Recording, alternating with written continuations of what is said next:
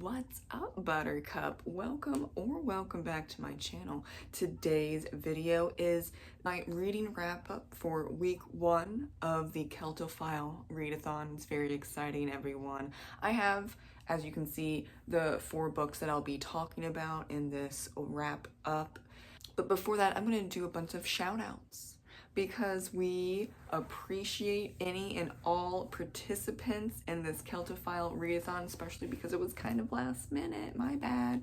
You know, life was happening. First up, I will be shouting out Margaret, Elaine, and Philip. Go check out their channels. Those are my co-hosts. We're all doing something a little different. I am not 100% sure who is doing weekly reading wrap-ups, maybe Elaine. I'm not 100% sure, like I said, but I know that they're all doing something or many things on their channel, so go check that out. It's in the description box below. I've also been tagged in quite a few videos from people who are participants, and also a few readers who've told me via email or a comment somewhere on my channel that they're participating, so let me shout them out as well. We're gonna shout out Patrick, Dragons and Aliens, aka Jay and Simon, Book Ramble, Bookish Travels, and Grainy Era. And then also there are lots of possible booktubers joining, but I wasn't 100% sure if they officially are, because they were commenting that they were probably, or they were going to join on co-host videos on their channel. So I'm gonna shout y'all out, and if you're not and you just decided not to after a couple weeks, so sorry, but welcome. So we've got Genre Books 23, Meg Purdue, Pat, Uncommon Reader, Adventures in Literature, and Wanda Wanderer. So thank you so much if you are participating, and if you are participating and I missed you, please comment also down below so I can shout you out in the next weekly wrap-up video. I just want everyone to remember, okay, that you can read 5 books, 7 books, 2 books, 1 book even, that connects to any of the prompts, and you absolutely still count as a participant. There are no requirements about needing to read a certain amount of books to count as a participant, so don't feel any sort of pressure to read a bunch of books just in case anyone was still on the fence. It's totally fine. You don't need to read like I'm going to be reading, which is a lot of books. So moving on to my weekly updates, I started the Chunky Monkey nonfiction book, The Story of the Irish Race. It's up there. And I know for a fact this isn't going to be finished in a month. So don't be surprised if I bring it up every single week if I enjoy it. If I don't enjoy it, I will DNF. I really hope it's good. It is good so far. It is. And I'm really enjoying the writing style and the history overall, and there are yay footnotes and bibliography and all that stuff, as it should be. But lately I have been coming across nonfiction books that don't have any of that, and even like not even an index. I'm not 100% sure why. Like, it's a nonfiction book, I don't know, but this book does have all those things and more, so I'm happy about that. However, I think it's really funny.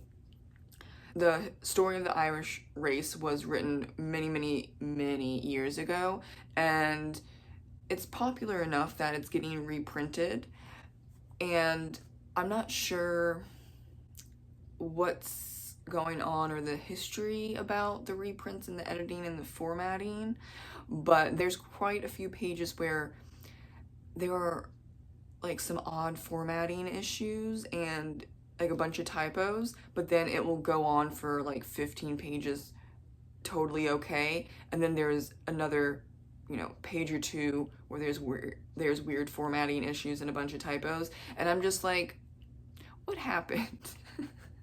Like, were they there originally, or when they were formatting for this paperback Chunky Monkey 750 plus page book, did something happen?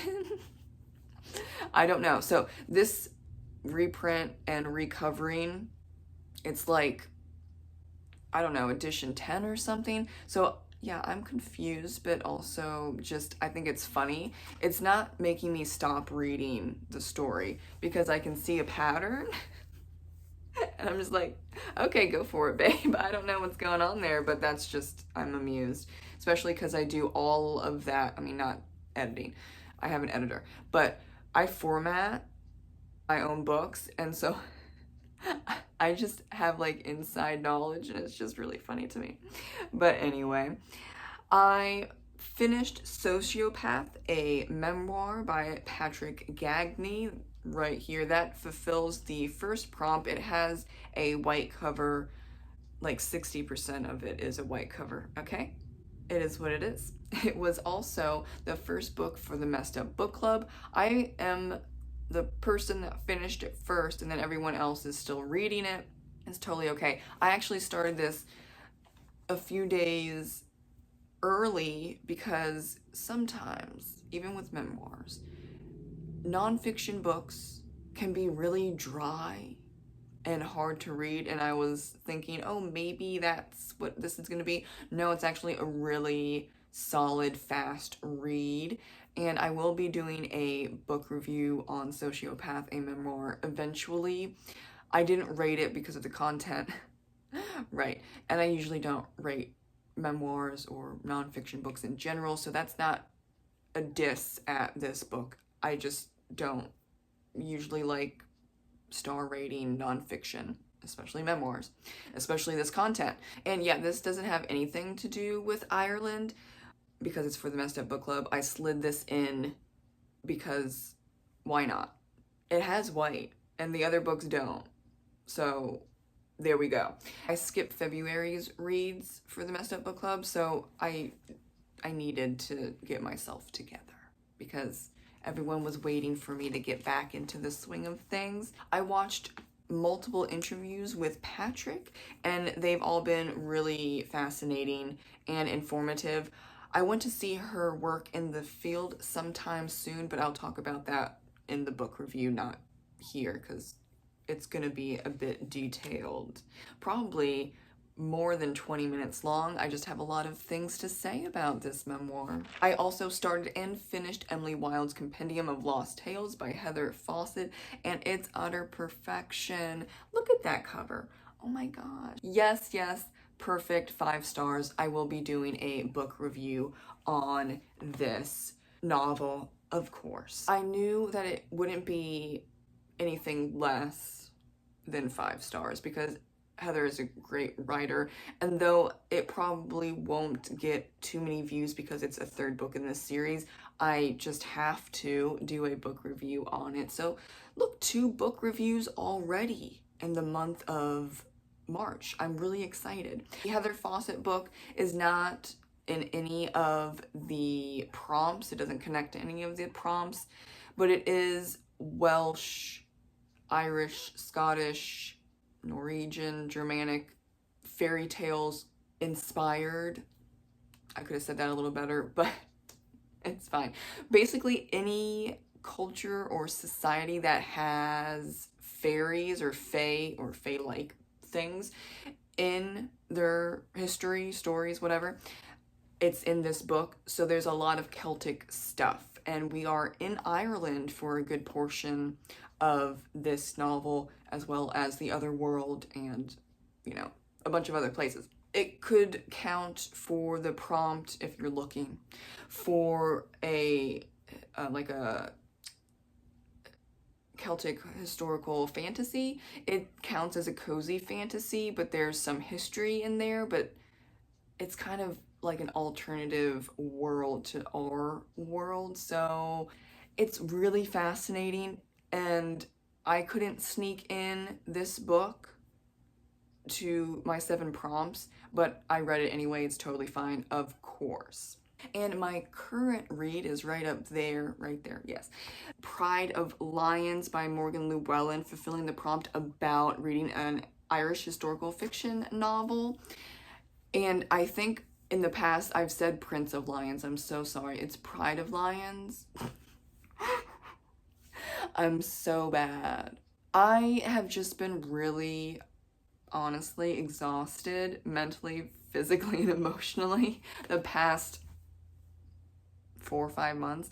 So I guess I'm making up titles.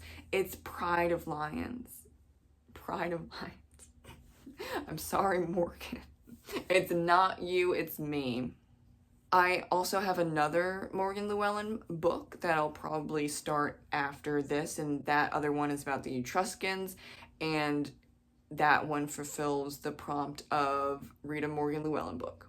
But I wanted to read this book because I've had it for over a year because I have been waiting for March 2025 and this readathon. Yes, I am very patient. I am. So already I'm about 55, let's go with 55 pages into Pride of Lions, and it's fantastic. I always have great luck with Morgan Llewellyn. I think there might be 1 or 2 books that are 3.5 stars. It happens. She writes so much, and also those were earlier books, like Wind of Hastings from the 70s. That was her first ever published book, and we're just, starting out. I totally understand. I love Morgan. It was a good book. It's just not, utter perfection like most of her other books. So I know this Pride of Lions is going to be great already. The first book, because this is a duology, the first book is about Brian Boru, who was a high king, one of the most successful high kings, but he was assassinated. And so the second book, Pride of Lions, is about his son Don, and we follow him trying to live up to his father's name, but it's not happening. And that's just me knowing about history. It doesn't happen. He doesn't come, honestly, anywhere close to his father. So, historical spoilers, I guess. But I already knew going in that it wouldn't be very happy. But when is history happy? Especially in Ireland. I'm sorry, but that's just the facts. So, here we are. I just want to get the details. I just know like a broad information of how that goes. So I want to get the details. It is historical fiction, but Morgan Llewellyn does a very good job at sticking to fact. And so after I finish Pride of Lions, I'll dig a little deeper and get to the very nitty-gritty of historical stuff. Thank you so much for watching the week 1 reading wrap up for my Celtophile Readathon. Thank you for watching. Leave what you're reading down below. Have you finished any books already for the first week of March? I just want to know all the details. Thank you so much for watching, and I will see you in the next video. Bye.